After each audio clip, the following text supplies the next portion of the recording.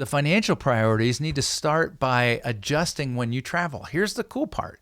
If you don't have kids in school anymore, or if you're retired, you can go at beautiful times of the year when not everybody else is going.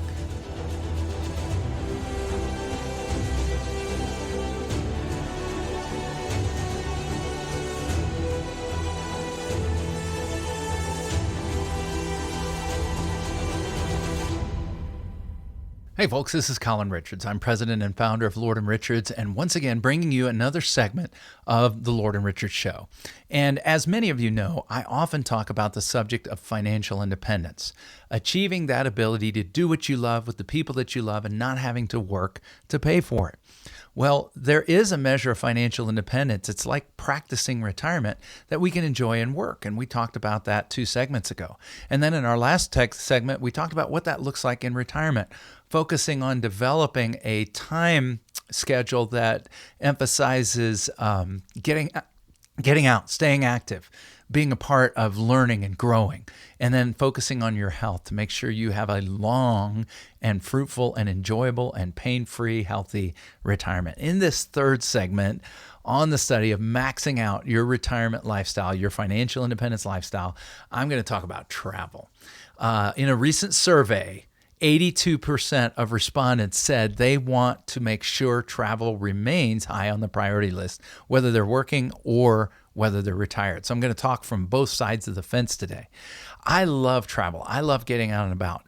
Now, my friends who travel with me know I'm not a big fan of airports. Right? Recently, I was in DIA and I had the joy and the privilege of having somebody's toilet next to me overflow onto my feet. This is not fun. But if you can get past the crowds and the waits and the delays of air travel, maybe you're going to focus on driving. My parents-in-law love to do that. They would much rather drive a million times over. But whatever you need to do to get where you want to go. For some of you, it's the journey. For some of you, it's the destination. For me, depending on how I get there, it can be awesome. But ultimately, for me, it's the destination. So what are you going to do to make sure that travel stays high up on the schedule? Well, obviously, during your working years, you're planning, you're preparing, you're doing your 20% towards saving for the future. Then we're adapting our budget, right? We're not focusing on overloading into our home so that all of our wealth is tied up there. We're putting it into investments that grow and that are liquid and available to us in retirement. So our financial priorities are critical, and also our time priorities are critical if we're going to really enjoy travel. So let's talk about time. If whether you're retired or working, I think a great plan, even though it's fun to be very off the cuff and freewheeling, a great plan is to schedule in your trips well in advance. Plan your whole year. Now, it doesn't mean you can't be flexible, but what you're going to find is if you're booking hotels or Airbnb or travel, the further out you book, often there are some incredible deals that you can take advantage of. And this includes doing things that are maybe a little bit of a bucket list type item. A lot of times you'll find that if you focus on value by planning far enough in advance and doing your homework, you can really do some amazing things for less than what you might have realized. It's often been my joy as I've sat down with some of my retired clients who really wanted to travel more or do something special and had no idea if they had the funds. And this year, probably more than any other year, I've looked across the table and told my clients, now is the time. You need to get out and enjoy this. Spend the time with the family if that's what you're wanting to do. Take a family trip or with each other or on a solo trip. But getting it into your schedule is important because, again, what gets scheduled gets done. And a lot of times it's always that looking back at the year and saying, wow, I wish I had planned better so that I could have done more of what I really love. The financial priorities need to start by adjusting when you travel. Here's the cool part. If you don't have kids in school anymore, or if you're retired, you can go at beautiful times of the year when not everybody else is going.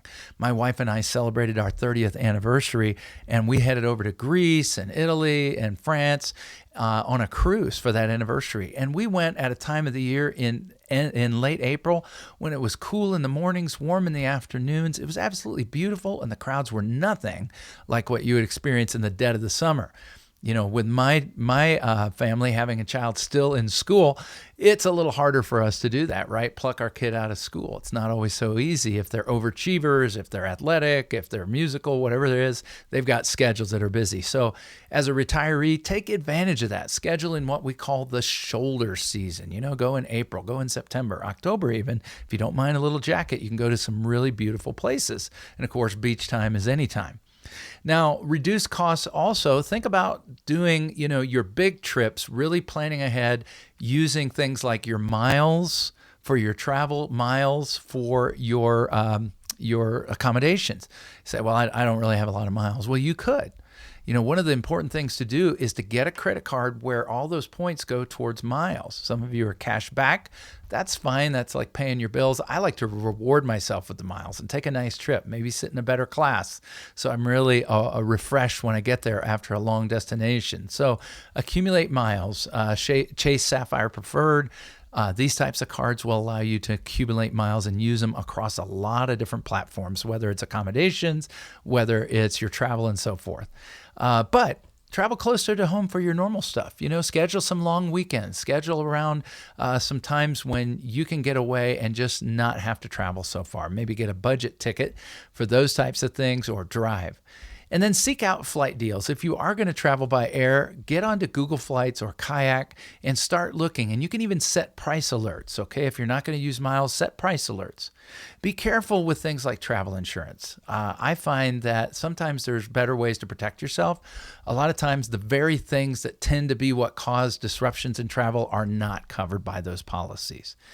And then when it's all said and done, as I said, failing to schedule means it's probably not going to happen. Get it on the schedule, start talking about it, enjoy it, embrace it, and don't worry about the money. A lot of you have been so frugal in your working years, and rightfully so, right? The future is uncertain. But if you've got a solid, written, comprehensive financial plan from Lord & Richards, we can counsel you and we can help you have that sense of freedom. I can really enjoy this. I can max out my financial independence lifestyle because I have a plan in place and I have budgeted and prepared for this moment. And I want you to live it, folks, to the absolute fullest, enjoying what you love with the people that you love. That's financial independence.